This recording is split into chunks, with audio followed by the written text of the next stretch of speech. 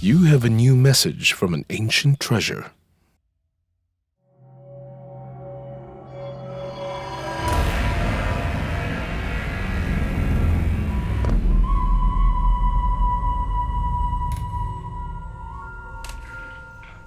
Within the Shanghai Museum, a special photo shoot is in progress. This special method applies 3D holography to gather complete information about cultural relics and build ultra-high-definition 3D models. By using these models, one can better view and therefore better discern certain details. The Great Ke Ding is a treasure of the Shanghai Museum.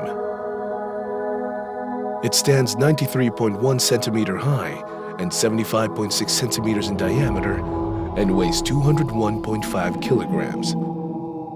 However, its value doesn't lie in its huge size or simple shape.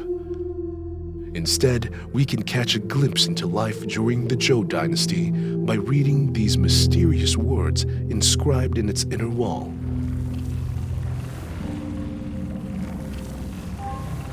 This bronze book begins with a eulogy.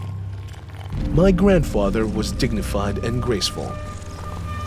He had a humble and peaceful mind, as well as purity, wisdom, and virtue. A nobleman by the name of Ke had just received an official appointment from the king of Zhou. This was largely due to his grandfather's service to the king.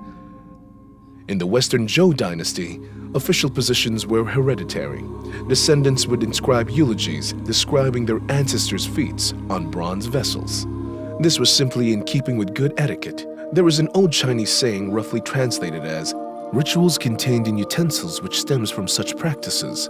Ding, also known as tripods, were the most important ritual vessels of the Zhou dynasty. The royal family and nobles often inscribed important events on bells, tripods, and other bronzewares. This form of inscribing on ancient bronze objects even has a special name in Chinese archaeology, literally bronze inscription. Bells and tripods are like bronze books of the ancient world. The 290 Chinese characters inscribed on the inner wall of the Great Ke Ding bring clarity to generations far removed from the ancient Zhou.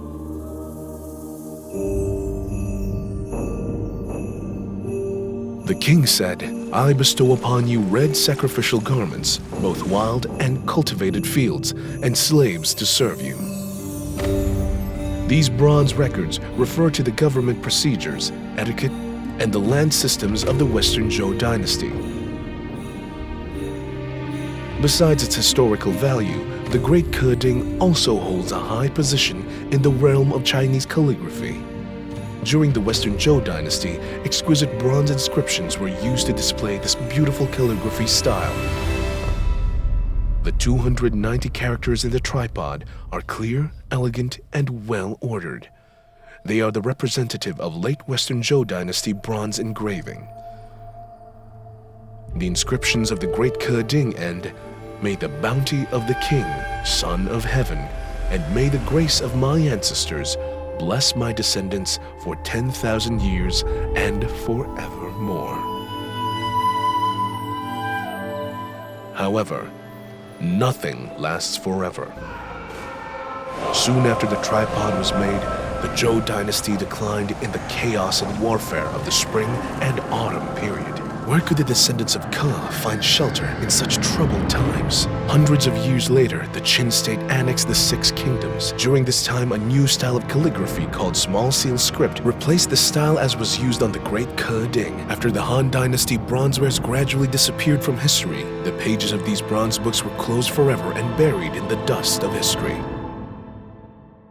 It was not until 1890 that the Great Ke Ding was found in the cellar in Fufang County, Shanxi Province. Until that point, we knew nothing about the man named Ke who lived 2,000 years ago. We had no knowledge of his official appointment by the king of Zhou for his grandfather's deeds. The king gave him huge tracts of land, clothing, and even slaves. In the defining moments of his life, he expressed his gratitude to his grandfather and wished that his descendants would enjoy the glory forever. You have more new messages waiting.